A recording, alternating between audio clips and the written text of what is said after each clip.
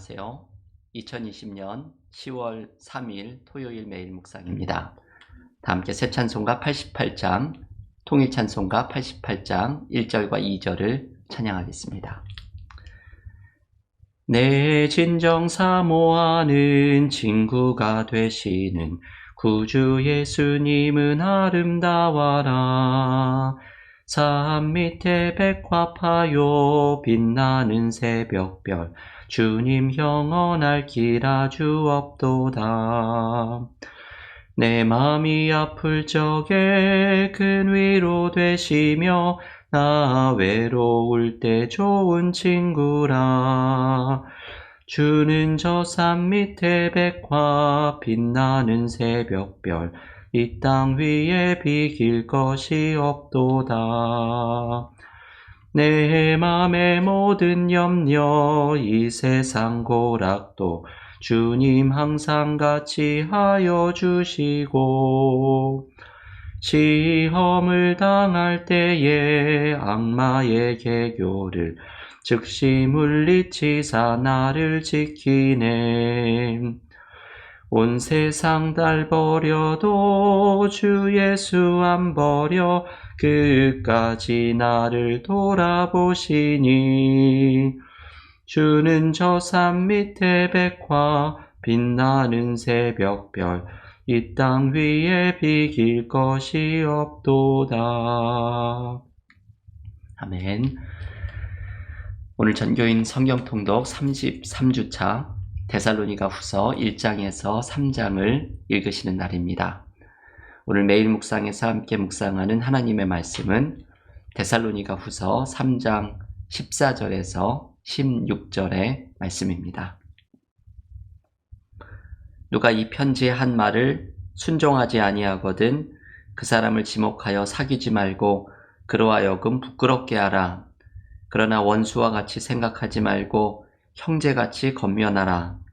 평강의 주께서 친히 때마다 일마다 너희에게 평강을 주시고 주께서 너희 모든 사람과 함께 하시기를 원하노라.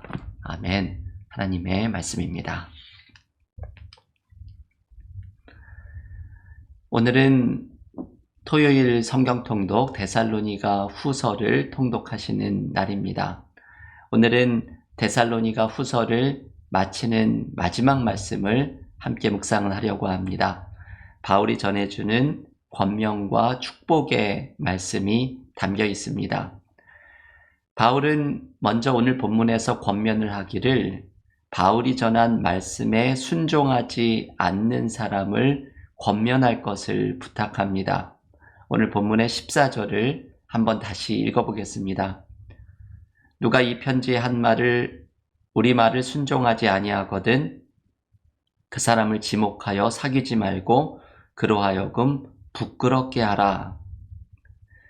바울이 지금까지 전한 말씀을 순종하지 않는 사람을 보거든 그로 하여금 부끄럽게 하라고 말을 합니다.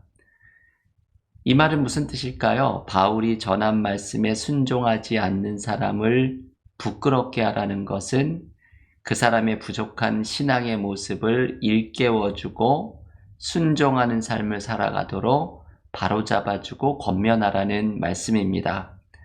이것을 굳이 교회에서 하는 한 단어로 바꾼다면 치리라고 말을 할 수가 있지요. 치리는 신앙과 삶에 잘못된 모습, 부족한 모습을 가지고 있는 사람을 권면하고 바로잡는 일을 의미합니다. 요즘 교회에서는 사실 찾아보기 어렵지요. 만약에 교회에서 이런 일을 하다가는 교우들은 교회를 옮긴다고 말을 할 수도 있습니다. 요즘 교회의 모습을 지적하기를 어떤 분은 칠이 없는 기독교가 문제라고 말을 합니다. 오늘 바울의 말처럼 말씀에 순종하지 않는 모습을 일깨워주고 바로잡는 건강한 치리가 사라진 신앙의 모습이 요즘 교회의 모습이라는 것이지요. 우리 교회가 속해 있는 미국 장로교회는 종교개혁을 주도했던 칼빈에게서부터 시작된 개혁 전통 Reformed Church라는 전통에 속한 교회입니다. 칼빈이 스위스 제네바에서 종교개혁 운동을 벌일 때 원래 장로젠도는 종교경찰의 개념이 강했다고 말합니다. 종교경찰이란 이런 의미이죠. 장로들이 그리스도인들이 신앙생활에 있어서 올바른 삶을 살아가고 있는지를 살피고 권면하는 역할을 해서 이 장로 제도가 일종의 종교경찰, 신앙경찰의 역할이 강조되었다고 말을 합니다. 치리가 살아있는 기독교였다는 의미입니다. 그런데 어느덧 교회 안에서는 건강한 치리의 문화가 사라졌습니다. 오늘 바울이 데살로니가 교회에 권면하는 말씀은 말씀의 진리로 서로를 권면하고 도전을 주는 건강한 치리의 문화에 대해서 마지막 권면을 하는 것입니다. 그런데 바울은 이러한 치리를 실천할 때 그 방법에 있어서 중요한 말씀을 전해줍니다. 치리의 방법을 오늘 바울은 두 가지를 보여주지요. 하나는 지금 읽은 14절 말씀에 나오는 그 사람을 부끄럽게 하라는 말입니다. 여러분이 말씀에 순종하지 않는 사람을 부끄럽게 하라는 말은 의미는 어떤 의미일까요? 이 말씀은 내가 보이는 순종을 통해서 부끄럽게 만드는 것입니다. 오늘 이 본문에 읽지는 못했지만요. 9절의 말씀에 보면 너희에게 본을 보여 우리를 본받게 하려 함이라. 바울은 항상 자신이 본을 보이는 것을 늘 강조합니다.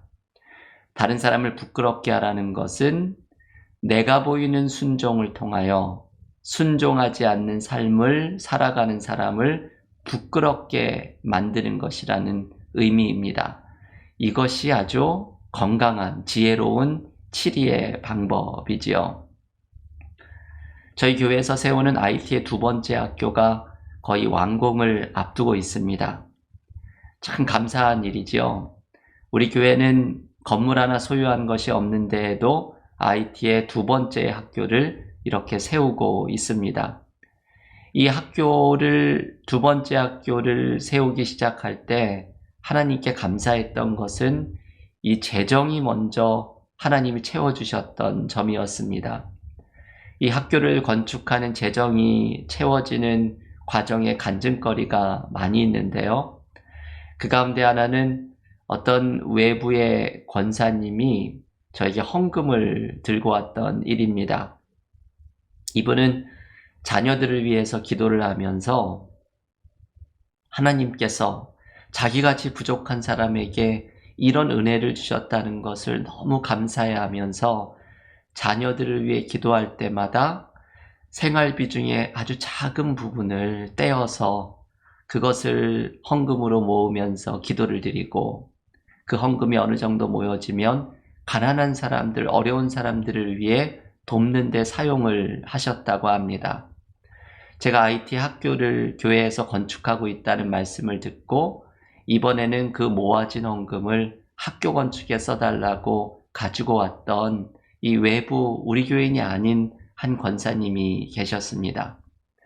저는 그 헌금을 들고서 너무나 감동을 받았습니다. 이게 얼마나 귀한 헌금인지 저는 이분의 모습 속에 저의 모습이 부끄러워지고 저의 신앙생활을 돌아보게 되었습니다. 우리는 귀한 믿음의 모습을 보여주는 분들을 보면 부끄러워집니다. 그리고 그분처럼 말씀에 순종하는 삶을 나도 살아야겠다 도전을 받게 됩니다. 바울은 7이란 이렇게 하라는 것이지요. 본을 보이는 모습으로 내가 순종하는 모습으로 다른 사람을 부끄럽게 하고 감동을 시키는 모습으로 실천할 것을 권면합니다. 두 번째 7위의 방법은 이어지는 15절의 말씀이지요. 15절은 이렇게 말합니다. 그러나 원수와 같이 생각하지 말고 형제같이 권면하라. 여러분이 형제같이 권면하라는 의미는 가족같이 생각하라는 것이죠. 그리스도인은 형제자매를 그리스도 안에서 영적인 가족으로 대해야 합니다.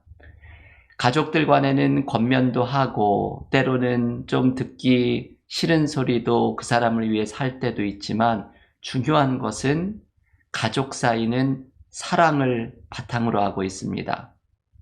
우리가 교회 안에서 다른 사람을 권면하는 말을 할 때에도 바로 이 사랑을 밑바탕으로 해야 한다는 것이지요. 그러면 말을 할 때에도 인내하게 되고 조심하게 되고 배려하게 됩니다. 사랑 가운데 건네는 말이 다른 사람을 감동시키게 됩니다. 가끔 교회에서 치리에 대한 문제가 제기되는 상황이 있습니다. 그런데 이 치리는 참 주의를 기울여야 합니다. 이 일을 통해서 교회 전체가 분란에 휩싸일 수 있기 때문입니다. 하지만 오늘 바울이 전하는 말씀대로 치리를 접근한다면 우리에게는 문제가 없을 것입니다. 사랑으로 모든 일을 대하고 나의 순종으로 다른 사람을 부끄럽게 만들고 감동시킬 때 우리는 건강한 치리가 교회를 세워가는 은혜를 경험하게 할 것입니다. 가정에서도 마찬가지이지요. 자녀들을 양육할 때 부모님이 보이는 순종의 본으로 자녀를 감동시키고 사랑으로 자녀들을 대할 때 가정이 건강하게 세워지는 은혜를 누리게 됩니다. 우리 공동체가 하나님의 말씀에 순종하면서 나의 순종으로 다른 사람을 감동시키면서 말씀에 순종하는 은혜가 공동체를 세워가는 축복을 누리기를 기원합니다. 오늘 본문에서 마지막으로 묵상할 말씀은 바울이 데살로니가 교회를 향해 주는 축복의 말씀입니다. 바울이 편지를 마치는 이 마지막 16절의 말씀을 함께 읽어보겠습니다. 평강의 주께서 친히 때마다 일마다 너희에게 평강을 주시고 주께서 너희 모든 사랑과 함께 하시기를 원하노라. 아멘. 여러분, 이 말씀이 너무나 귀한 말씀이지요.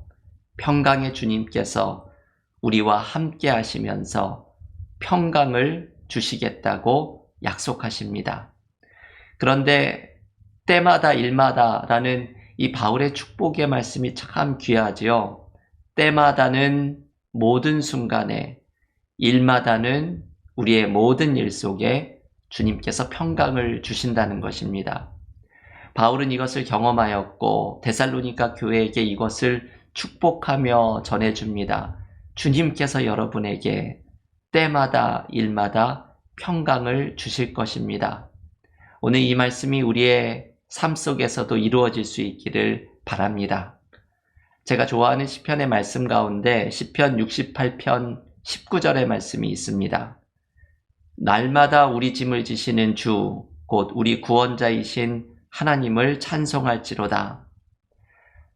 여기에 날마다 우리 짐을 지시는 주님이라는 말씀이 나오는데 우리의 무거운 짐을 주님께서 매일 날마다 져주시는 은혜를 베풀어 주십니다. 아까 불렀던 찬송가 88장 2절에 그런 말씀이 있지요. 온 세상 날 버려도 주 예수 안 버려. 너무나 귀한 찬송입니다. 날마다 주님께서 우리의 짐을 져주시면서 우리의 삶에 함께 하십니다. 여러분, 우리가 오늘도 하루를 살아갈 수 있는 힘을 얻는 것은 바로 이러한 은혜 때문입니다.